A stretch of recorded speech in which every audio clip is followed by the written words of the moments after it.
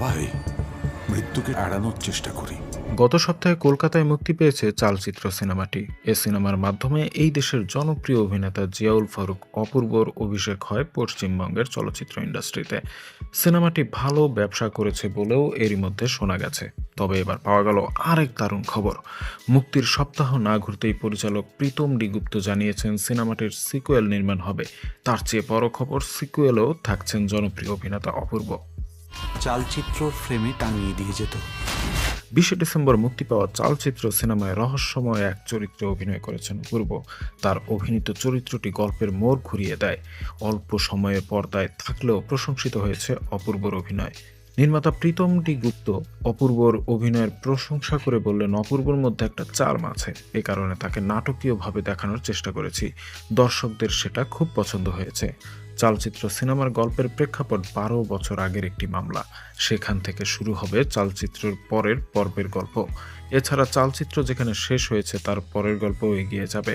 তাই এটি শুধু সিকুয়েল বলতে নারাজ নির্মাতা। চলচ্চিত্রের পরের পর্বকে একই সঙ্গে প্রিকুয়েল ও সিকুয়েল বলছেন তিনি। সিনেমার নাম এখনো চূড়ান্ত হয়নি। প্রযোজনায় থাকবে ফ্রেন্ডস কমিউনিকেশন। শুধু অপূর্ব নন, চালচিত্রের প্রথম পর্বের অভিনেতা টোটা রায়চৌধুরী, অনির্বাণ চক্রবর্তী, ব্রাত্য বসু, শান্তনু মাহেশ্বরীরাও থাকবেন পরের পর্বে। নির্মাতা প্রীতম ডি গুপ্ত বলেন, চালচিত্র 12 বছর আগে ঘটে যাওয়া খুনের গল্প ছিল, যেখানে ব্রাত্য বসু জড়িত। সেখানে পুলিশ কর্মকর্তার চরিত্রে ছিলেন টোটা ও অনির্বাণ। এই অংশটুকু দেখা যাবে, তাই এটাকে প্রিকুয়েল বলা যেতে পারে।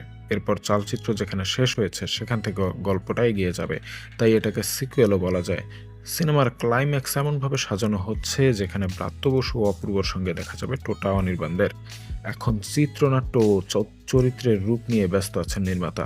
নতুন বছরের শুরুর দিকে কলকাতায় শুরু হতে পারে শুটিং। তুমি কি বলতে চাইছো সেটা পরিষ্কার করে বলবে? অপূর্ব বর্তমানে যুক্তরাষ্ট্রে অবস্থান করছেন। নির্মাতার দেওয়া তথ্য মতে যুক্তরাষ্ট্র থেকে ফিরেই চালচিত্রের নতুন পর্বের শুটিংয়ে যোগ দেবেন অপূর্ব। আগামী বছর দুর্গাপূজা কিংবা বড়দিন উপলক্ষে সিনেমাটি মুক্তির পরিকল্পনা করা হচ্ছে বলে জানিয়েছেন নির্মাতা। ঘন্টা 4 সময় আছে খুনিকে ধরার জন্য। অনেকটা সময় দিলাম।